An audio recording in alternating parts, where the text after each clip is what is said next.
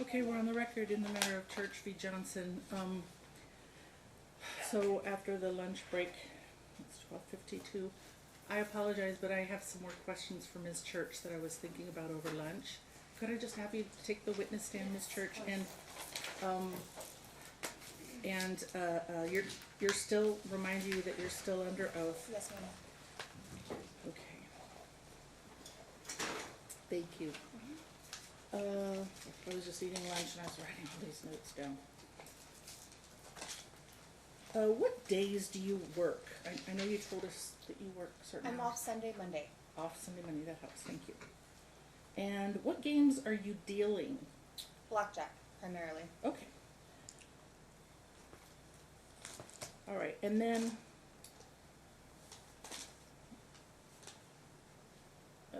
you said that Mr. Johnson and your mother, what's your mother's name? Virginia. Virginia. Virginia, yes. I'll just call her Virginia if that's Yeah, okay? yes, absolutely. All right. You said that Dad and Virginia's mother, was that Gregory? Is that who that was? Roommate, her roommate. What did I Yeah, say? Gregory, you said mother. Why did I say mother? Because I it's a had mother roommate thing. written right Yes, here. yes, and I yes, said, yes. Okay. And his name is Gregory? Gregory. Okay. Yeah, Gregory Bowen. Bowen. All right. So you said that Dad, your mother Virginia, and your mother Virginia's roommate Gregory Bowen were sexually abusing Madison. And Craig Wiseman. Correct. And Cody's complicit. Okay. So you said all those things, right? Yeah. All right. And I thought that you said that Dad is a liar, right? At some point, I didn't hear you say that Probably. today, but in the past, I thought that Yeah. you had said that. Do you believe that he's a liar? Absolutely, yes. Yes, absolutely. For instance, years ago we got married. Okay, I didn't know he was a criminal. He convinced me he loved me. We came to Vegas. We went shopping for houses. We're gonna start a family. Went back to California, and the police are knocking on my door 2 days later, saying that he has warrants out for his arrest and he's looking at a 40-year sentence. I had no idea that he was a criminal. He is a good liar, the Okay. best. All right, so, not thinking about Mr. Johnson and your mother and Gregory Bowen and Craig Weissman, right? Yes. Out in the world, Yes. do you believe that there are other, assuming that they are, okay? Okay. Do you believe that there are other sexual predators in the world? Of course, there are sexual predators in the world, yes. Do I think that they're all out to get my daughter? No. Okay. But do you believe that people who are victims of sex abuse have a higher likelihood of becoming victimized again? I'm not sure. I haven't read the statistics on it. As far as someone like my daughter's age being sexually molested, does she have a high likelihood of being sexually molested again? Is that what you're asking? For example, your daughter, yeah. If she is being sexually abused, so you don't know. That's a good. I don't know. If you don't know, that's okay. Yeah, but I think it's fair to say that someone who's molesting a child and they're within their grasp, they're probably not just doing it as a one-time thing. Okay. So, if a sexual predator knew that someone was a victim of sex abuse, Mm-hmm. you don't know whether or not that sexual predator would be more or less inclined to seek them out They probably would be, yeah. for sex abuse? Absolutely, and hopefully the people who are parenting that child would be protecting them. Okay. Yeah. So, then, because that's what I thought too. But, so don't you agree then that by putting your daughter's name out there on the internet, you're providing opportunity for people who could be very scary and very mean and don't care about your daughter to try to hurt her? Your statement and your question would be correct if you believe that she was already in the grips of pedophiles, as I do. So by putting her name out there on the internet, Not her full name. Yeah. No. hold on. That's her page Stand one. by, Miss Cole. So by putting her name out there on the internet, puts her at risk of these scary people. But she's somehow- already with the scariest people. She's already being molested. Well, I'm not talking about them now. Remember, I told you to set that aside for a minute. Okay. Other people. Okay. Doesn't it put her at risk for? I'm not sure how those people would find her, and she's like I don't have photos of her on there, and I understand what you're saying, but it's a little upsetting because I'm not the person that's molesting her. She's being molested by her father, Craig Wiseman, Virginia, Greg, and other people as well. I said, assuming that is true, that is true, right? Yes. And assuming that I give you full custody and I never let her see any of those people again, Yes. right? Now you've posted her name all over the place, and Maddie May Matters. Is that what you said, Miss Cole? Maddie May Matters. You said something about that. I don't Maddie know May what that Matters, was. yes. And Okay, her so- full name and last name has been posted. Okay, well then you can tell her. You can talk about that in a minute. But Okay. so by putting her name out there on the internet, there's other sexual predators in the world that could harm her, and that's suppose. my concern. Is by posting this about her, you're labeling her possibly for the rest of her life I believe as that a sex victim, this is something that is going to sex abuse victim, I should say. change my daughter. I think that Madison can help a lot of other people. I know that there's one other child who's also being sexually abused, and I don't think that the stigma of being a sexual abuse victim is going to tinge her life. Well, maybe I- she thinks so.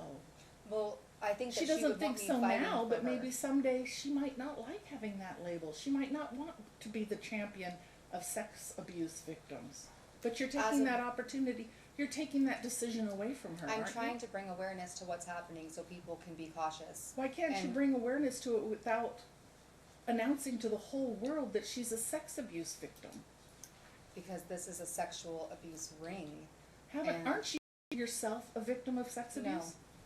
Okay, I thought my You've memory asked me was that that you multiple were, times now. I don't remember asking you multiple times, but. During the last trial, it was asked multiple Well, times you by were, various you people. were physically abused by, Everyone that I've loved has physically abused me. Yes, but not sexually. not by my mother. I've been raped before, but Isn't that in the- sex abuse? Yeah, but I'm thinking of from like a pedophile thing is what I'm referring to. Right, and so,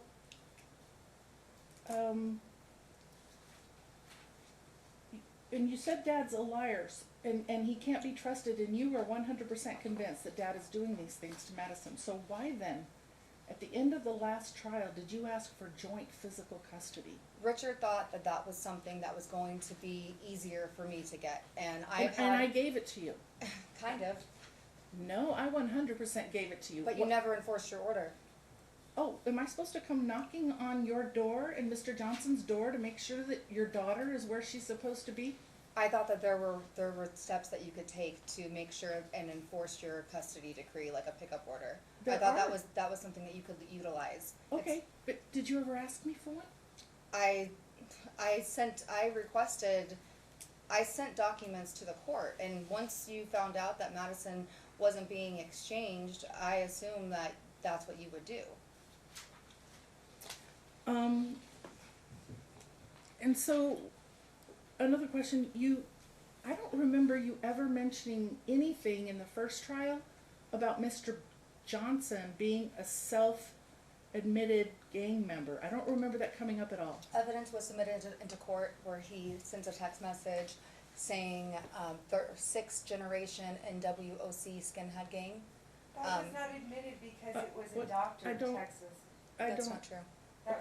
Well, you can Sorry. bring that up in your cross. It was something that Richard had submitted to the court, I guess is a better phrase to say. I don't remember anything about that. Okay, and I'm sorry to interrupt you, but it was within the text messages where he said that he was going to make Trey taste the end of his 45.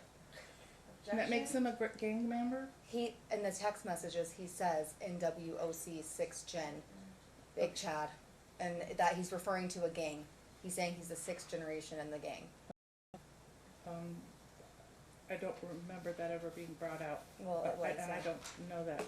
But also, I was looking at Exhibit E, and you said that Judge Mercer refuses to order No, you've asked Judge Mercer multiple times to place your child in therapy, Yes. and I refuse to order that. You haven't ordered it.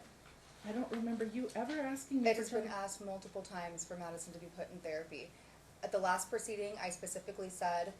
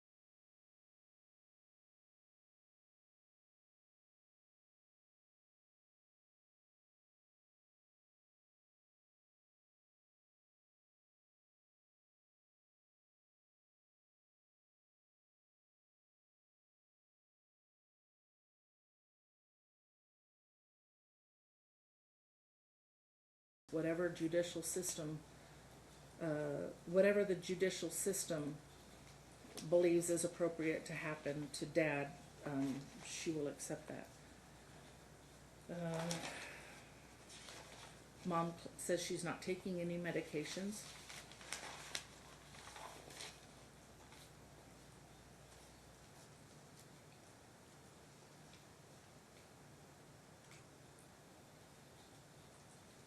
I were to give unsupervised access of medicine to church, then the coaching and the pressure would continue, and I was very concerned about that.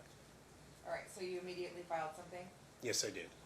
Okay. It was, I believe it was November 30th. I don't know if it was ever acknowledged. I may not have filed it with the proper documents, but to my recollection, it was November 30th of 2023, that would have been. I think And it that was after 2022. 2022, I'm sorry, Your Honor. That was after I withdrew.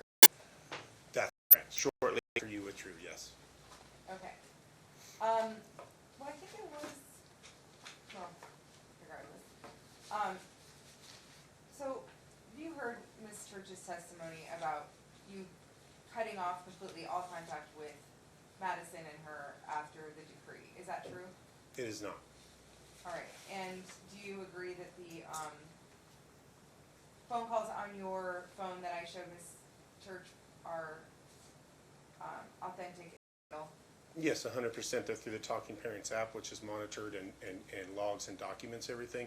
If I could elaborate a little bit, I believe we went as far even during that time. I think we were still on something like a Monday, Wednesday schedule for calling. I then offered the opportunity for calls on the missed supervised visitation dates, and she took advantage of that. So instead of receiving 2 calls a week, she was receiving 4. Okay, and that went on for a few months until? Yes, it went on the until house- we could reconvened and the judge reestablished supervised visitation. My concern directly was that, and I spoke with Miss Yolanda from Donna's house, my concern was that if we went to Donna's house to facilitate visitation, Jessica would try to facilitate or enforce exchange, and I was still extremely concerned about what effect that would have on Madison and what was in her best interest. Okay, and what was Jessica doing at that time that caused you that extreme concern? The sex allegations were continuing. She still believed that Madison was a victim of abuse, and therefore I believe that she would continue to try to, impression that upon Madison or withdraw that information, whether it's true or not, from Madison. And is that also around the same time that you found out about the social media? That I can't recall specifically when that was. Okay, it was after the I do know. last I trial. do know how I discovered it.